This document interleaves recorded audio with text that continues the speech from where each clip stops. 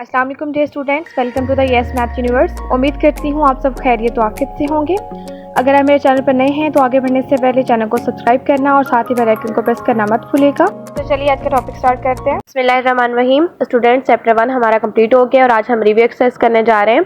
सबसे पहले हमारे पास ये मल्टीपल चॉइस क्वेश्चन है, उसका फिल इन द ब्लैंक्स है और फिर नेक्स्ट हम क्वेश्चन सॉल्व करेंगे।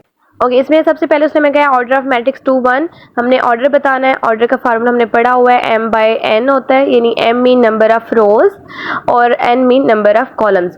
पहले हम रोज बताते हैं, उसके बाद हम कॉलम्स बताते हैं। तो इसको जब हम इस तरह हॉरिजेंटल वे में देखें तो ये हमारे पास एक रो बन रही है। अगर हम इस तरह वर्टिकल वे में देखें तो ये हमारे पास दो कॉलम्स बन रहे हैं। तो इस फार्मूला के अकॉर्डिंग हमारे पास इसका ऑर्डर बनेगा 1/2 और ये हमारे पास बी ऑप्शन जो है वो यहाँ पे करेक्ट है, हम इसको चूज करेंगे। सेकेंड है हमारे पास, इसमें उसने हमें जो मैट्रिक्स दिया हुआ है इसमें वो कह रहा है कि आपके पास जो इसकी डायगोनल एंट्रीज हैं √2 वो सेम है और नॉन डायगोनल एंट्रीज हमारे पास 0 दी गई हैं। फर्स्ट मैट्रिक्स उसने कहा है कि आपके पास 0 होगा, तो 0 वो होता है जिसमें तमाम एंट्रीज 0, यूनिट वो होता है जिसमें डायगोनल एंट्रीज 1 हो दोनों, और स्केलर वो होता है जिसमें हमारे पास डायगोनल एंट्रीज सेम होनी चाहिए और नॉन डायगोनल एंट्रीज 0। तो इसलिए हमारा यहाँ पे सी ऑप्शन जो है वो इसका बिल्कुल करेक्ट नेम है और हम इसी को चूज करेंगे। थर्ड स्टेटमेंट है हमारे पास which is order of square matrix. कौन सा जो ऑर्डर है वो स्क्वायर मैट्रिक्स का हो सकता है। स्क्वायर मैट्रिक्स ऐसा मैट्रिक्स होता है जिसमें हमारे पास number of rows number of column दोनों इक्वल होती हैं। तो यहाँ पर 2/2 जो है फर्स्ट ऑप्शन में हमारे पास, यानी इसमें 2 रोज होंगी 2 कॉलम्स, तो यही हमारा बिल्कुल करेक्ट ऑप्शन है, इसी पे हम टिक करेंगे। 4 1 में वो कह रहे हैं ऑर्डर ऑफ ट्रांसपोज मैट्रिक्स।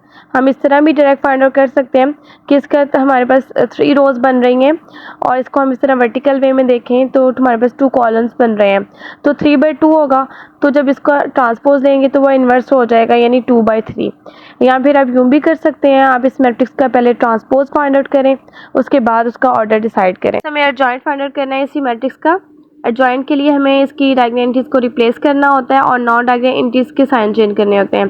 तो हमारे पास ये कुछ इस तरह बनेगा, डायगोनल एंट्रीज को रिप्लेस करेंगे तो 1 -1 और नॉन डायगोनल एंट्रीज को चेंज नहीं करेंगे बल्कि 0 को वैसे रहने देंगे और 2 का साइन चेंज करेंगे तो ये हो जाएगा -2। और ये हमारे पास जो है वो हमारे फर्स्ट मैट्रिक्स से मैच हो रहा है। 6 में हमें स्टेटमेंट दी गई है, हमने प्रोडक्ट फाइंड आउट करना है। एक हमारे पास रो मैट्रिक्स है और एक हमारे पास कॉलम मैट्रिक्स है, यानी कि फर्स्ट जो एंट्री है उसको फर्स्ट एंट्री से मल्टीप्लाई करेंगे और सेकंड एंट्री को सेकंड एंट्री से। x को 2 से मल्टीप्लाई करेंगे तो 2x आ जाएगा और -1 और y को मल्टीप्लाई करेंगे तो -5 और सी ऑप्शन हमारा करेक्ट ऑप्शन है। नेक्स्ट उसने हमें कहा है कि आपको डिटर्मिनेंट फाइंड आउट करना है इसका और डिटर्मिनेंट जो है 0 के इक्वल होगा। इसके लिए हम सबसे पहले डायगोनल एंट्रीज को मल्टीप्लाई करेंगे 2x, -3 को 6 से मल्टीप्लाई करेंगे 18 और इज इक्वल टू हमारे पास 0। तो अब -18 को उस तरफ ले जाएंगे और +18 हो जाएगा, 2 पे डिवाइड करेंगे 2 कैंसिल हो जाएगा और फिर यहाँ पर डिवाइड करेंगे तो 9 आएगा। तो x की वैल्यू हमारे पास 9 है और ये ऑप्शन करेक्ट है। नेक्स्ट 8 वाले में हमारे पास उसने कहा आपने x की वैल्यू फाइंड आउट करनी है। 2 मैट्रिसेस दिए हुए हैं, ये इस साइड पे जो मैट्रिक्स है हम इसको उस साइड पे ले जाएंगे। इस साइड पे जब ये आएगा तो ये माइनस हो जाएगा, 1 और माइनस माइनस +1 दोनों 1 ऐड होकर 2 आ जाएगा। 0 माइनस माइनस +2, 0 में 2 ऐड करेंगे 2, 0 में से 0 को माइनस करें कोई फर्क नहीं पड़ेगा, 1 और ये माइनस माइनस +1 और +1 ऐड होके 2 और ये डी ऑप्शन हमारा करेक्ट है। क्वेश्चन नंबर 2 में हमारे पास इनकम्प्लीट स्टेटमेंट्स हैं, इनको हमने कंप्लीट करना है। हमें ये जो मैट्रिक्स दिया गया इसमें तमाम एंट्रीज 0 है और ऐसा मैट्रिक्स जिसकी तमाम एंट्रीज 0 होती है वो नल मैट्रिक्स होता है। इसको हम कैपिटल O से रिप्रेजेंट करते हैं। नेक्स्ट मैट्रिक्स जो है इसमें हमारे पास डायगोनल एंट्रीज 1 है और नॉन डायगोनल एंट्रीज 0 है। ये चीज़ हमने पहले एमसीक्यूज में भी डिस्कस की थी। तो ऐसा मैट्रिक्स जो होता है उसको हम यूनिट मैट्रिक्स कहते हैं या आइडेंटिटी मैट्रिक्स कहते हैं। नेक्स्ट हमें इसका एडिटिव इन्वर्स बताना है कि उस मैट्रिक्स को उसमें ऐड करें तो उसकी तमाम एंट्रीज जो है वो 0 में चेंज हो जाएंगी। इसके लिए या तो हम कहते हैं कि हम माइनस से मल्टीप्लाई कर रहे हैं या माइनस कॉमन ले रहे हैं। सिंपली हमने इसके साइन चेंज करने होते हैं। +1 है तो इसे -1 में चेंज करेंगे, -2 है इसे +2 में चेंज करेंगे, 0 वैसे लिखेंगे और -1 को +1 में चेंज कर देंगे। In matrix multiplication in general A B not equal to B A, क्योंकि जनरल में हमारे पास मैट्रिक्स की मल्टीप्लिकेशन में कम्यूटेटिव लॉ जो है वो होल्ड नहीं करता, इक्वल नहीं आएंगे। ये matrix A plus B can be found, दो मैट्रिक्स हम तभी ऐड कर सकते हैं if order of A and B is same, उनका ऑर्डर सेम होगा तब उनको हम ऐड कर सकते हैं।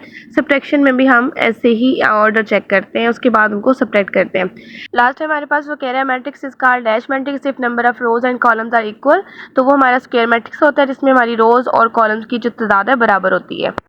क्वेश्चन नंबर 3 में हमें दो मैट्रिसेस दिए हुए हैं और इक्वेशन की फॉर्म में ही है और हमने ए और बी की वैल्यू जो है वो फाइंड आउट करनी है। अभी हमारे पास दो मैट्रिसेस इक्वल है तो इट्स मीन की क्रॉसपोंडिंग एंट्रीज भी इक्वल होंगी। इस तरह a+3 जो है वो -3 की इक्वल है, 4 के इक्वल है, 6 के इक्वल है और b-1 जो है वो 2 के इक्वल है। तो इन दोनों को हमने 1 और 2 इक्वेशन का नेम दे दिया। इनको यूज़ करते हुए हम a और b की वैल्यू फाइंड आउट करेंगे। फर्स्ट इक्वेशन में हमारे पास a+3 इज इक्वल टू -3 था तो हमने +3 को राइट साइड पे ले गए तो -3 में अब -3 को ऐड करेंगे तो हमारे पास -6 आ जाएगा। इसी तरह सेकंड इक्वेशन को यूज़ करेंगे।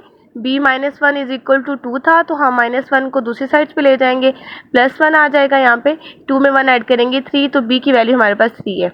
अब हम अपनी जनरल जो इक्वेशन थी उसमें हम b की जगह पे और a की जगह पे उनकी वैल्यूज़ को पुट करके वेरीफाई करते हैं। सबसे पहले हमारे पास था a+3 और a की वैल्यू थी -6, +3 हमने लिखा और इसको सब्ट्रैक्ट किया तो 3 आ गया। 4 के इक्वल है, 6 के इक्वल है और यहाँ पर b की वैल्यू 3 थी, 3 माइनस किया तो 2 आ गया। राइट साइड पे जो मैट्रिक्स है हम उसको वैसे ही लिखेंगे। हमारी दोनों साइड्स इक्वल आ चुकी हैं, इट्स मीन हमारी जो a और b की वैल्यूज हमने फाइंड आउट की बिल्कुल करेक्ट। डियर स्टूडेंट्स, आज के इतना ही काफ़ी है। उम्मीद करती हूँ आज का लेक्चर आपको अच्छे से समझ आ गया होगा। अगर किसी क्वेश्चन में इशू है तो कमेंट में मेंशन कर दें और अगर वीडियो पसंद आए तो लाइक और शेयर लाजमी करें। मिलते हैं नेक्स्ट वीडियो में, तब तक अपना ढेर सारा ख्याल रखिएगा। अल्लाह हाफिज़।